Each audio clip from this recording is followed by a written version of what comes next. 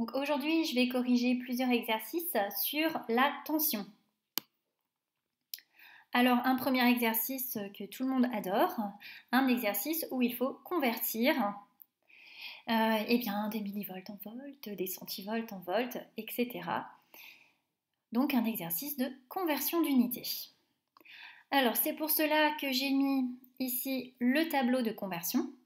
Donc ce tableau, tu le connais bien normalement, alors tu connais peut-être pas celui des volts, mais si tu connais celui des mètres, eh bien tu connais celui des volts. Hein.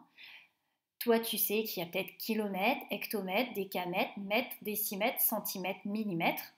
Eh bien tu enlèves mètre et tu remplaces par volt. C'est pour ça que tu as kilovolts, hectovolts, décavolt, volt, décivolt, centivolt et millivolt. Première conversion, on te demande de convertir 103 millivolts et on le veut en volts. Donc on va placer 103 millivolts dans le tableau.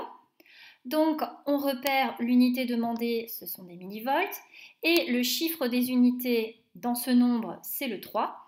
Donc le 3 doit être dans la colonne des millivolts. Et je complète. Pour obtenir des volts, je vais rajouter des zéros. Et comme on veut avoir un nombre en volts, il faut que le 0 ici soit le chiffre des unités. Une seule façon de faire, mettre une virgule. Donc 0,103 volts. 72 centivolts. Donc je repère la colonne des centivolts. Le chiffre des unités dans le nombre 72, c'est le 2. Donc le 2 est dans la colonne des centivolts. Et par un raisonnement analogue, je le veux en volts, donc je complète avec des zéros jusqu'à la colonne des volts. Le 0 qui est dans la colonne des volts doit maintenant être le chiffre des unités dans ce nombre. Pour cela, je mets une virgule.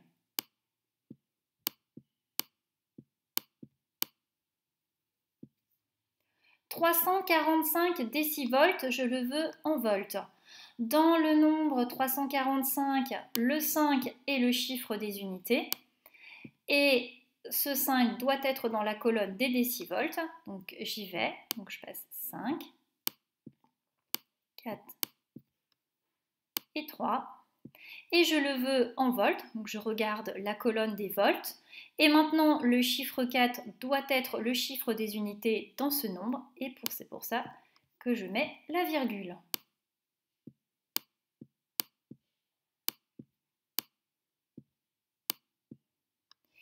4,3 décavolts. Donc c'est un nombre qui est en décavolts. Le chiffre des unités dans le nombre 4,3, c'est le 4. Donc je place le 4 dans la colonne des décavolts. Je veux obtenir un nombre en volts. Et pour cela, je vais devoir déplacer la virgule. Et ainsi, le 3, dans 43, eh bien, le chiffre des unités et se retrouve dans la colonne des volts.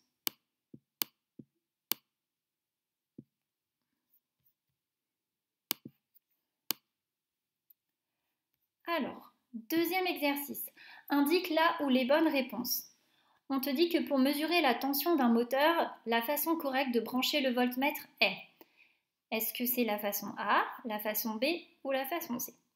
Alors déjà, ce que tu dois savoir, c'est qu'un voltmètre se place en dérivation. Ici, il est placé en série, donc ce n'est pas ainsi. Si tu veux mesurer la tension aux bornes d'un moteur, il faut que le voltmètre soit en dérivation aux bornes du moteur. Ici, le voltmètre, il est en dérivation aux bornes d'un fil, donc on mesurerait la tension dans un fil.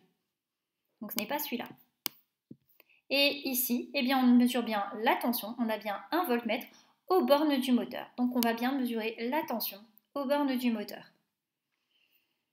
Alors, si le voltmètre affiche une tension négative, c'est parce que les bornes du générateur sont inversées, parce que les bornes V et COM sont inversées, parce que le calibre est mal choisi. Alors, si ton voltmètre il affiche une tension négative, c'est parce que tu as inversé les bornes V et COM. C'est-à-dire que tu as fait rentrer le courant par la borne COM et sortir le courant par la borne V. Or, normalement, la borne V reçoit le courant et la borne COM est la borne de sortie du courant.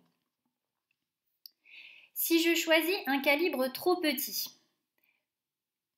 donc le calibre, c'est ce que tu vas choisir quand tu vas tourner le sélecteur du voltmètre. Qu'est-ce qui va se passer? Est-ce que la mesure de la tension sera imprécise? Est-ce que la mesure de la tension sera fausse? Ou est-ce que le voltmètre ne pourra pas mesurer de tension? Donc c'est le voltmètre ne pourra pas mesurer de tension et il va t'afficher un point. Par exemple, si tu veux mesurer la tension aux bornes d'un générateur qui délivre une tension de 12 volts et que tu places bien ton voltmètre donc en dérivation par rapport à ton générateur, mais si tu le mets sur le calibre 2, eh bien si tu places ton voltmètre sur le calibre 2, ça veut dire que le voltmètre est capable de lire des tensions simplement inférieures ou égales à 2 volts. Et donc il sera incapable de lire et de déterminer la tension du générateur puisqu'il délivre 12 volts.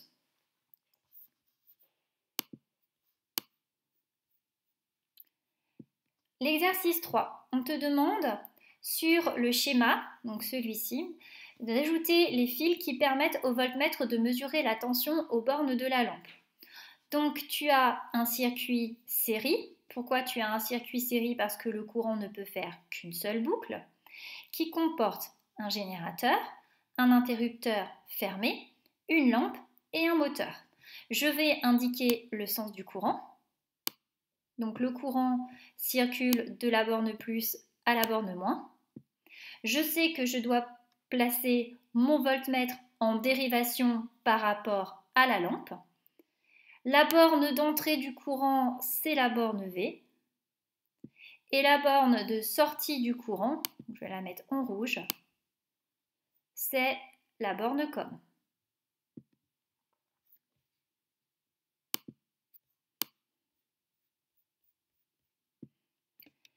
On te demande de schématiser dans le dernier exercice le circuit qui est ici en faisant figurer les bornes du voltmètre. Alors, déjà, je ne vais pas prendre le voltmètre, mais je vois que ce circuit comporte une pile, une lampe et un interrupteur. Donc je vais déjà faire un circuit qui comporte une pile, une lampe et un interrupteur. Donc je sais que l'interrupteur il est fermé puisque la lampe brille. Donc ça veut dire que le courant circule. Et on voit que le voltmètre il est placé aux bornes de la lampe. Donc je vais placer mon voltmètre aux bornes de la lampe. Ici. Tu peux tout à fait, si tu as envie, placer ton voltmètre comme ceci. Bon, il faut juste mettre le V dans le bon sens. Bon, c'est pour ça que je vais le placer ainsi. Et on te demande d'ajouter les bornes du voltmètre. Donc, je vais noter le sens du courant. Le courant va de la borne plus à la borne moins. Donc, de la borne plus à la borne moins. Donc, la borne d'entrée du courant, c'est la borne V. Et la borne de sortie du courant, c'est la borne COM. Attention ici à ne pas se faire piéger. Hein. Il faut bien voir que le courant a déjà été divisé. Et donc il se rejoint.